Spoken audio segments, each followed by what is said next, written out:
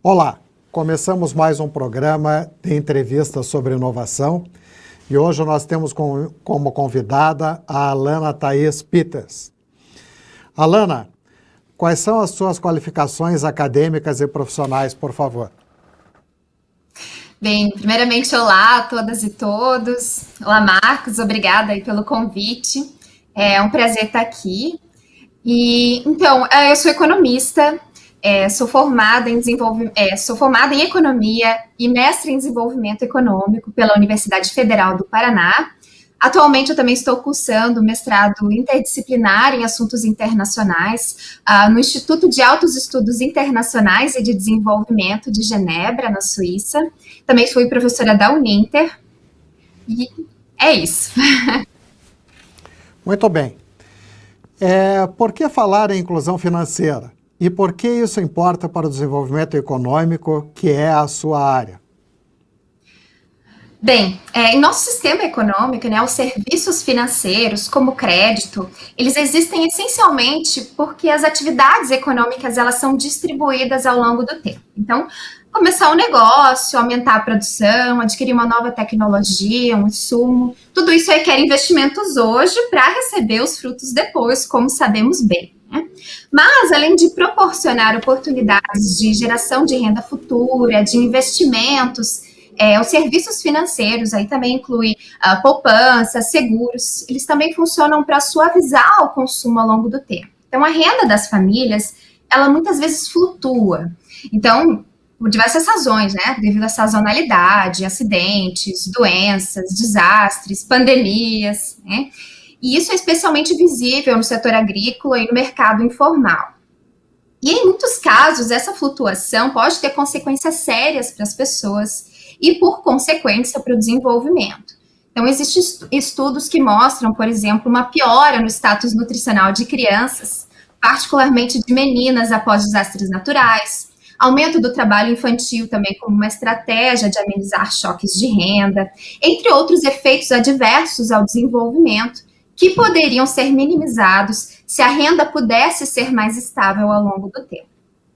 Então, porém, apesar desses benefícios, todavia, né, uma grande parte da população mundial, quase um terço, não tem acesso a serviços financeiros. E muitas vezes as pessoas mais pobres são até mesmo consideradas non-bankable, ou seja, não elegíveis a créditos no sistema financeiro formal.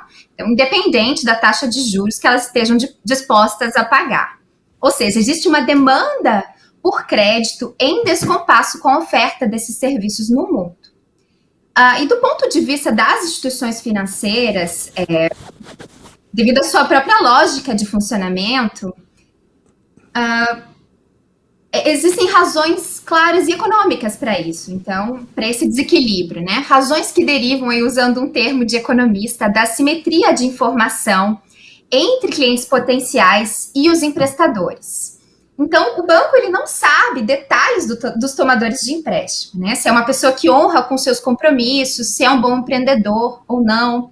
E por isso os bancos geralmente exigem garantias para fazer um empréstimo. Garantias essas que as pessoas mais pobres não têm como oferecer. Né? Ou ainda, né, para reduzir essa assimetria de informação, os bancos podem tentar monitorar o cliente. Então, coletar dados, acompanhar o andamento do investimento. Tudo isso, porém, gera custos de transação para a instituição. E quando a gente está falando de crédito para pessoas de baixa renda, estamos falando de valores muito baixos, de dezenas, às vezes poucas centenas de dólares. Então, na margem, para os bancos comerciais, os custos e os riscos de oferecer os seus serviços acabam não valendo a pena, economicamente. E mais, né, em muitos países em desenvolvimento, isso tudo ainda é agravado por uma dificuldade de acesso dessas instituições em áreas mais remotas, pelo ambiente institucional desfavorável, né? Por exemplo, né, o que dificulta que um devedor seja levado à justiça, por exemplo, entre outros agravantes. Então, o sistema financeiro tradicional, por sua lógica de funcionamento, ele acaba funcionando de forma imperfeita, né, no sentido de não atender à demanda e também discriminatória, mesmo perante clientes que seriam realmente comprometidos, poderiam ser inovadores e fazer bom uso do dinheiro. E também independente do preço, do preço, né, do empréstimo, que são os juros, e até porque quanto mais altos os juros, ainda mais o banco corre mais riscos ainda de não receber o valor do empréstimo. Enfim, devido a isso tudo, muitas pessoas são efetivamente excluídas do sistema financeiro e dos benefícios que esses serviços financeiros podem vir a gerar. Isso perpetua desigualdades no acesso a recursos, nas oportunidades de renda, na capacidade das pessoas de lidar com o risco, com choques de renda. Pode aumentar também a vulnerabilidade das pessoas, no sentido em que a exclusão do mercado formal faz com que muitas recorram ao mercado informal de crédito, agiotas, o que pode ser muito problemático, pode agravar a pobreza, a dependência. Então, enfim, né, inclusão financeira significa proporcionar serviços financeiros acessíveis, a preços justos, né, e adequados, sendo considerado, portanto, essencial para o desenvolvimento econômico. É, inclusive, um tema que está citado nos Objetivos de Desenvolvimento Sustentável das Nações Unidas. Se eu não me engano, em 8 de 17 objetivos, a inclusão financeira ela é citada, justamente por ser um instrumento de combate à pobreza, de combate às desigualdades, para promover o emprego, o crescimento, inovação e assim por diante. Daí essa é a importância. Alana, tendo em vista essa relevância, experiências inovadoras no campo das microfinanças têm contribuído para promover a inclusão financeira das pessoas ao redor do mundo. Você poderia falar mais sobre isso? De que forma elas diferem do modelo tradicional? Bem, a microfinança, na verdade, ela ganhou muita notoriedade, principalmente com a experiência de microcrédito idealizado por Muhammad Yunus, um economista de Bangladesh, que foi criador do Grameen Bank, laureado com o Nobel da Paz em 2006. Então, eu vou falar primeiro um pouquinho sobre microcrédito, sobre essa experiência do Grameen Bank, que é bem interessante, depois eu vou citar alguns outros modelos de microfinança. Então, no fim dos anos 70, nos anos 80, principalmente, o Yunus, ele começou a fazer experiências fornecendo pequenos empréstimos para as pessoas muito pobres em Bangladesh. Então, majoritariamente mulheres, sem garantias, sem exigências dos bancos tradicionais, sem exigências tradicionais, né, dos bancos. Ele encontrou, segundo ele conta, né, que encontrou muito ceticismo com relação a esse projeto dele, né, diziam que os pobres não iam pagar, que não iam sequer entender os termos do empréstimo, mas ele conseguiu desenvolver um sistema de microcrédito que lhe rendeu em 2016 o Nobel da Paz, em 2006, perdão, o Nobel da Paz, e que se espalhou para todos os cantos do mundo, inclusive aqui no Brasil. Então, eu acredito que a principal contribuição do Grameen Bank possivelmente, né, seja demonstrar para o mundo, né, para os banqueiros do mundo, que os pobres podem sim ser financiáveis. Inclusive, a taxa de inadimplência do Grameen Bank é baixíssima, não passa assim de 2%. Então, uma questão importante, que é bastante inovadora da parte dele, de como ele conseguiu desenvolver um método bastante simples que reduzisse essa assimetria de informação e esses custos de transação do empréstimo, né? Esses custos de coleta de dados, de monitoramento. Então, o Grameen Bank consegue ser uma instituição autossustentável, sem cobrar juros exorbitantes, que não beneficiariam de fato as pessoas, né? E esse mecanismo inovador, digamos assim, bastante simples, que é majoritariamente utilizado hoje, ainda hoje na área de microcrédito, é um mecanismo de empréstimo em grupo. Então, o empréstimo ele é feito por um grupo de pessoas, né, cerca de 5 pessoas, ao invés de ser feito por um indivíduo, né, como são os tradicionais, né.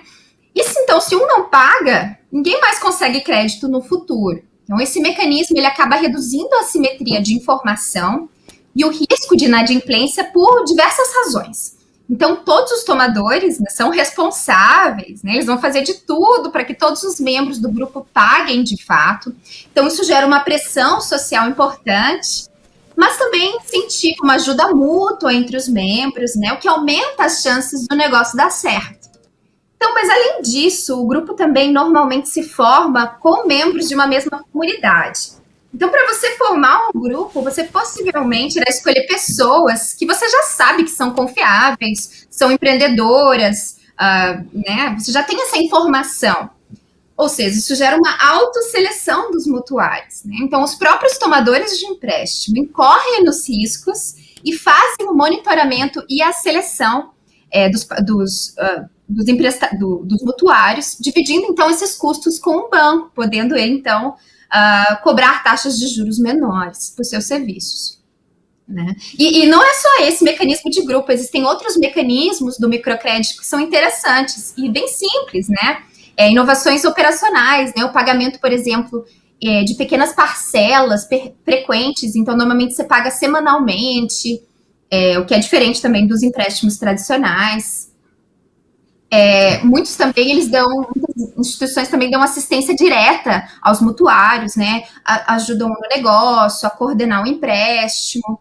Né? Existem também mecanismos de você valorizar os clientes que pagam na hora, então dando sempre a possibilidade deles poderem ganhar mais e mais capital, né? Então você incentiva os bons pagadores, entre outros. Então, por isso que a taxa de inadimplência é bastante baixa. E, na verdade, hoje em dia, né, começou com o microcrédito, mas a microfinança ela tem se desenvolvido em diversos outros esquemas, né? A questão do seguro, por exemplo, o microseguro, é ainda um grande desafio nessa área, né? Principalmente tratando de riscos, dos chamados riscos covariantes, que são aqueles riscos que afetam a todos, então um desastre natural, por exemplo. Então, bancos com pouca capitalização têm mais dificuldade de lidar com isso. O Grameen Bank, por exemplo, que já é um banco bastante grande e capitalizado, ele exige que os clientes tenham um pequeno depósito de emergência, que vai para um fundo de emergência, aliás, que é utilizado justamente nesses momentos de crise.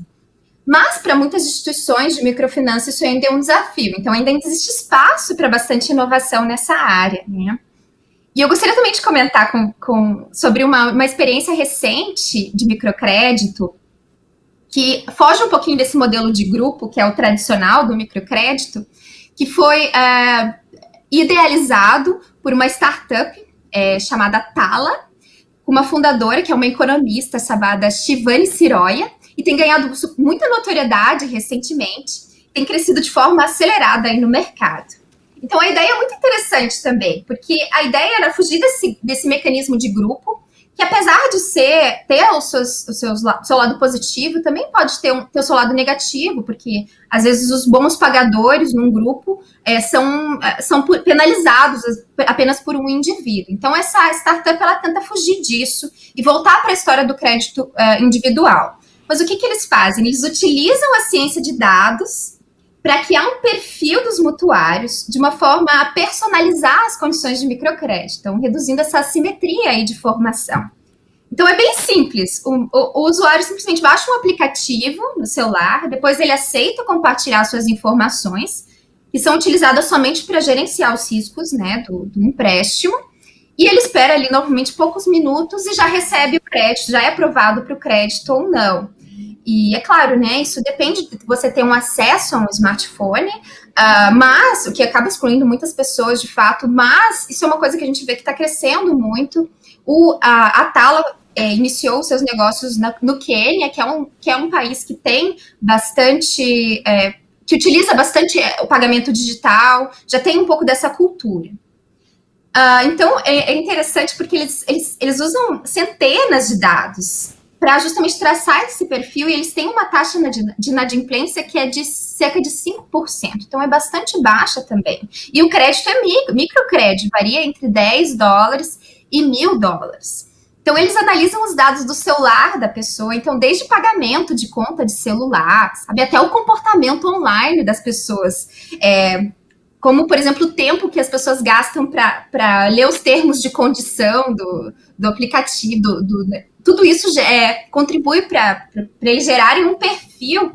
Então, é bastante interessante. É uma iniciativa que tem se expandido, é uma iniciativa nova que tem se expandido aí pelo mundo. Né? Bem, então, essas são alguns exemplos de microcrédito, mas eu gostaria também, só para completar, de falar um pouquinho sobre algumas iniciativas um pouco menores, né? Porque essas a microfinança normalmente são empresas, né, sem fins lucrativos, ou mesmo empresas com fins lucrativos, ONGs, bancos públicos. Aqui no Brasil, os bancos públicos são bastante importantes na questão do microcrédito.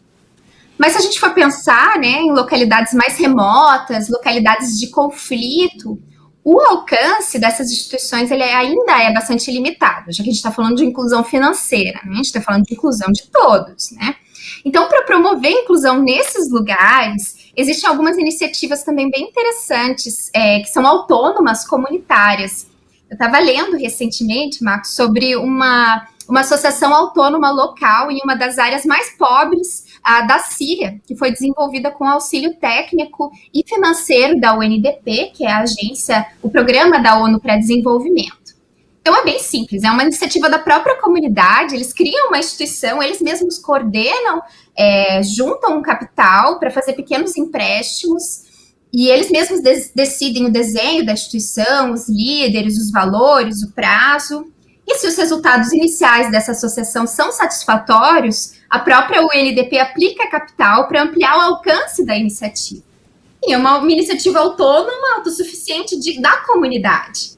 Então, um último esquema também que é interessante, só para finalizar, que eu queria comentar, existe muito em programas de desenvolvimento, principalmente em áreas rurais, que são os grupos de poupança, que também são conhecidos como ROSCAs, que é Rotating Savings and Credit Organizations, ou tontinas, né? E tem outros nomes também, mas tem um princípio muito interessante. E a rosca, ela é como se fosse um mecanismo de poupar em grupo, então que funciona em ciclos. Então cria-se uma poupança coletiva que é dada para cada membro da rosca em uma ordem que é pré-determinada, até todo mundo ter recebido o dinheiro. Aí começa uma nova rodada. Então, é muito interessante a rosca, porque ela é tão simples, é uma coisa informal e tem efeitos comportamentais, principalmente, assim. E o que eu quero dizer, né, com isso? Porque poupar é difícil, né? Nitidamente, pra gente é difícil, nitidamente muito mais difícil quando se vive com muito pouco. E aqui estamos falando de pobreza e extrema pobreza.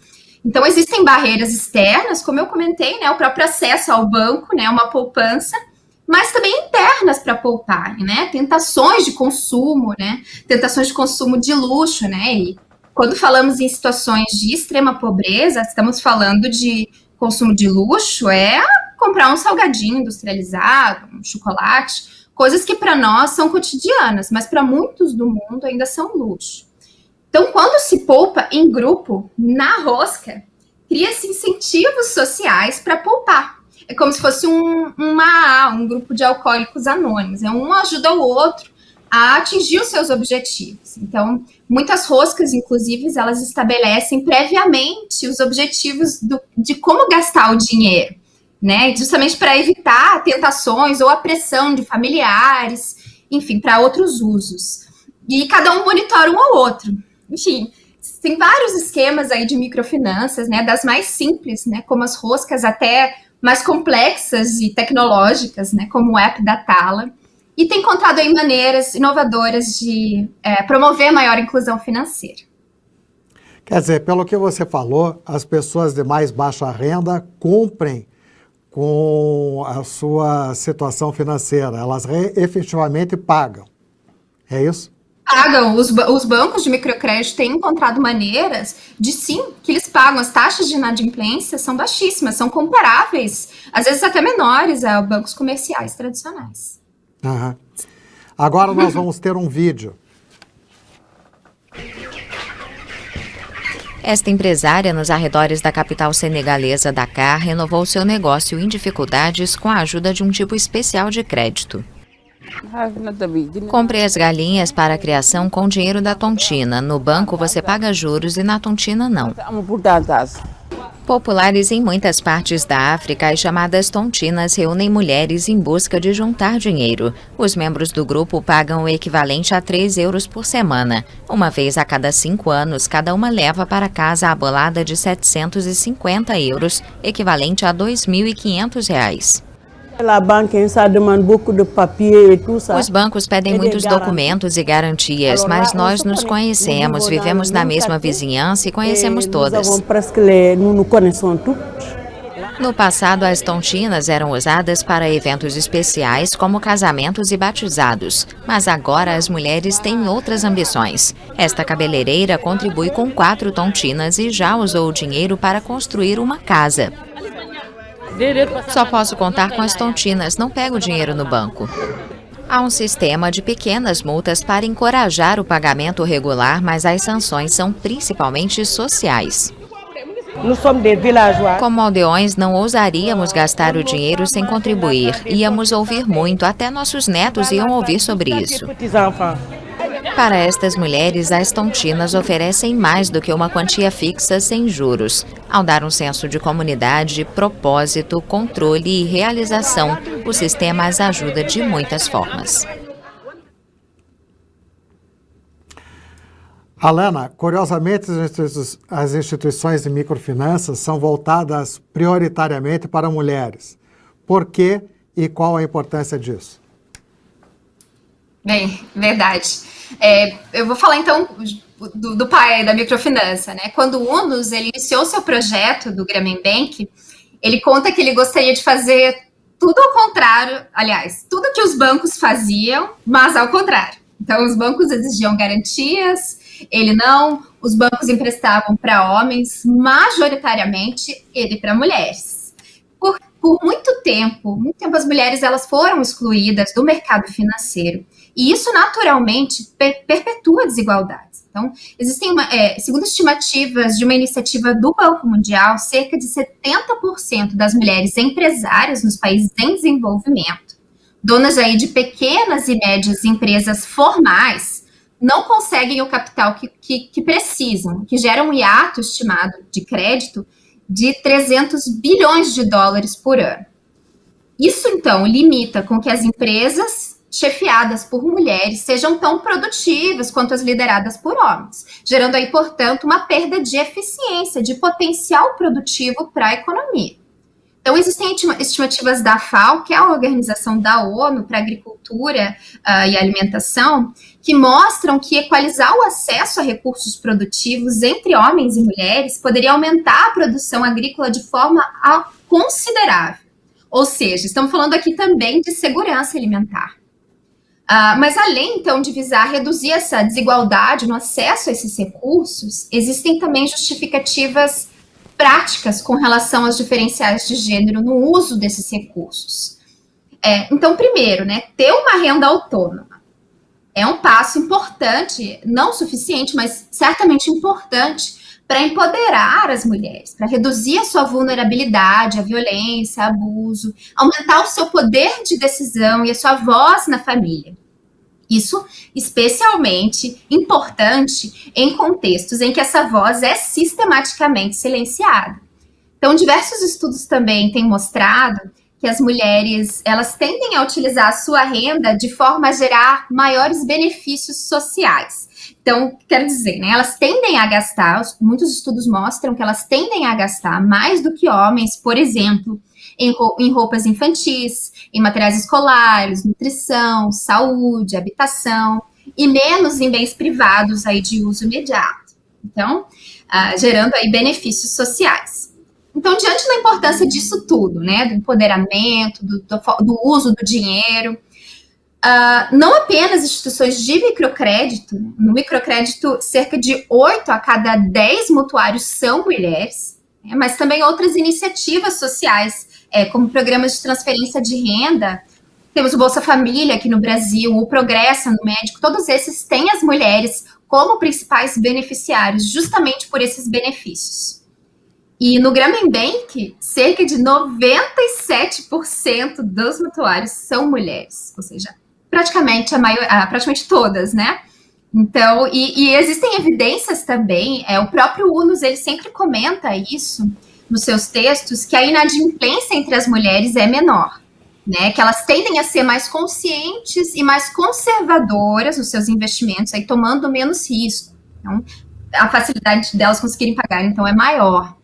E diz que elas também costuma ser mais fácil monitorar as atividades das mulheres, já que normalmente elas ocorrem próximos ao lar, né? São atividades normalmente de artesanato, de costura. Então fica mais fácil você também monitorar o que está sendo feito com o empréstimo, né? Enfim, existem bons motivos para focar em mulheres, tanto do ponto de vista da instituição financeira, como do ponto de vista do desenvolvimento.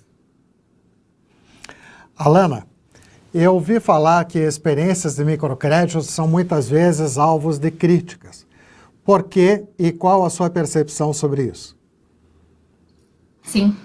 Claro, claro. O microcrédito é diferente do que muitas pessoas às vezes deixam a entender, certamente não é uma panaceia, né? Não substitui políticas públicas de emprego, não substitui políticas educacionais, de capacitação profissional, de inovação. E essa também não é a intenção, na verdade. Né? O microcrédito, microfinança pode contribuir, e existem muitas evidências disso, para aliviar a pobreza, quebrando um ciclo da pobreza, dando acesso para as pessoas a recursos que são mal distribuídos, né? Porém, esse resultado também de quebrar esse ciclo da pobreza depende também de vários fatores, não é uma coisa tão simples, né? Fatores tanto individuais, mas também coletivos, sociais, né, com relação ao ambiente de negócios, ao ambiente institucional, à cultura, etc. Né? O microcrédito ele ganhou notoriedade por ser uma iniciativa que agrada também alas da sociedade mais liberais, porque se alinha a essa lógica mais do capitalismo liberal. Então, é importante frisar que existem instituições e instituições também, isso é importante. Né? Muitas instituições de microfinanças são empresas com fins lucrativos e podem cobrar juros bastante elevados, como é o caso um caso famoso, que é o Banco Compartamos, no México. Né? E isso pode acabar agravando a pobreza, né? Criar uma dependência. Né? O UNOS, inclusive, ele é bastante crítico desse modelo do Compartamos, porque a visão dele é muito mais alinhada com a visão de negócios sociais, onde as instituições de microfinança não deveriam ter os mesmos objetivos que os bancos tradicionais, que é o objetivo de gerar o maior lucro possível, sem correr nos famosos custos de oportunidade, né? Outra forma de usar o dinheiro. E segundo o Banco Compartamos, eles cobram, na visão deles, né, de mundo, eles cobram juros bastante altos, que, segundo eles, permitem oferecer esse serviço que de outra forma não existiria. Então, dadas esse custo de oportunidade, essas outras oportunidades de investimento mais lucrativo. Então, são visões divergentes de negócio. Né? Outra questão que é importante frisar é a questão, muito importante, é a questão do contexto. Então, existem estudos que sugerem que ambientes mais pobres urbanos, como nas capitais brasileiras, por exemplo, aquele esquema que eu comentei de crédito em grupo, ele não tem resultados tão satisfatórios. Né, e acaba, tanto que a maior parte dos préstimos nessas localidades acaba sendo crédito individual mesmo, mas associado às outras estratégias do microcrédito, né, como pagamentos mais frequentes, menores. Né.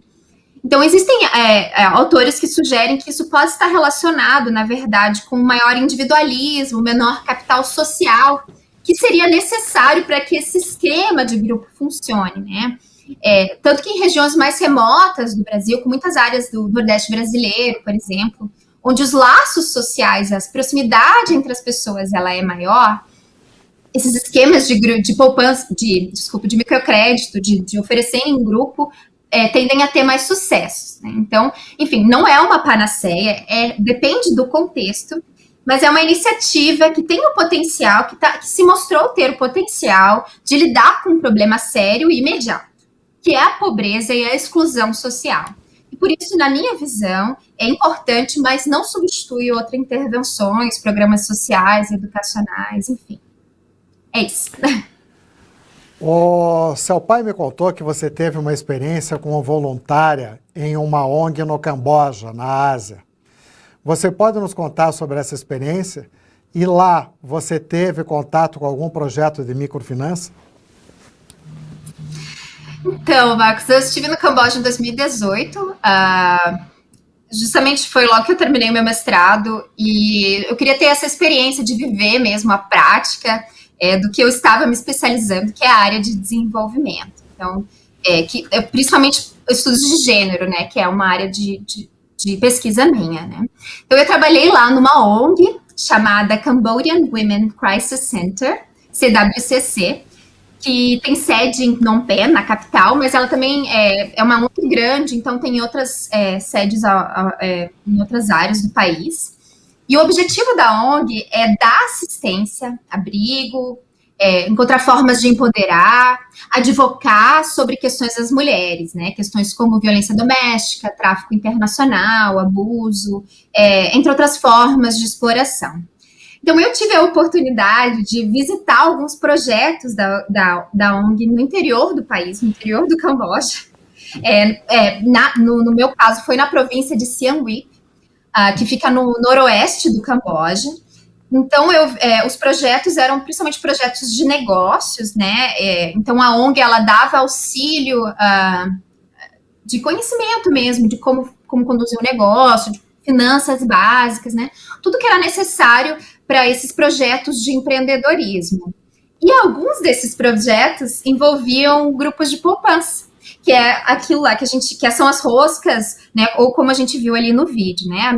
A lógica é a mesma, né? Só que no caso era a ONG quem orientava a fazer esse tipo de projeto. E era muito legal. Eu achei aquilo o máximo, né? Porque eu havia lido sobre tudo isso em textos acadêmicos durante o mestrado, mas isso estava muito fora da minha realidade. Né? Então, eu lembro até nos textos de ler sobre grupos de poupança que usavam esquemas em que a poupança era colocada numa caixinha e uma pessoa do grupo guardava a caixinha, outra pessoa do grupo guardava a chave, né, para não ter problema. E eu vi isso, eu vi a caixinha, vi a chave, vi aquele momento de reunião entre as pessoas, né, conversar sobre como é que ia ser, como é que eles iam se organizar para fazer o esquema, tudo mais. Isso foi bem, bem rico para minha experiência, né?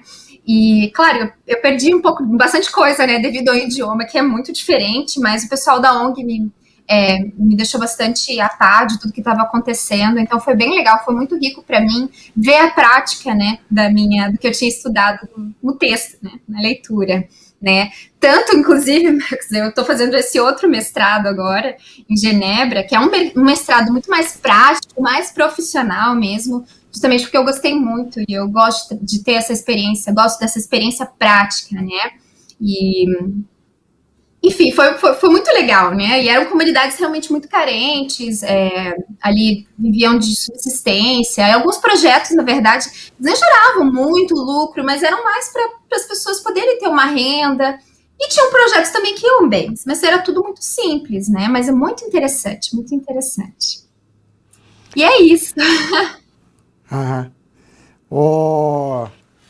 Eu acho que todos perceberam que a Alana entende muito, não só teoricamente, como na prática, sobre microcrédito.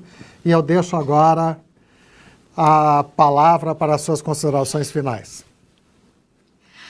Obrigada, Marcos. Muito obrigada pela experiência de estar aqui, poder falar um pouquinho de um tema que eu gosto. Dá para ver que eu me empolgo, né, quando vai falar dessas coisas de desenvolvimento. E é isso. Espero que os espectadores tenham aprendido ou se interessado no assunto, principalmente o assunto de negócios sociais, que o Mohamed Yunus sempre fala muito. Recomendo muito assistir os vídeos dele, são bastante interessantes, mostrando que a gente tem muito mais do que simplesmente uma busca por lucro, né? O ser humano é muito mais do que só egoísmo, ele também é altruísmo, e isso gera para a gente também felicidade também, né? Então é legal, eu gosto. É o assunto que eu adoro, então fiquei muito feliz de estar aqui. Obrigada. Eu agradeço a Alana Thaís Peters pela excelente entrevista. Muito obrigado. Obrigada a você.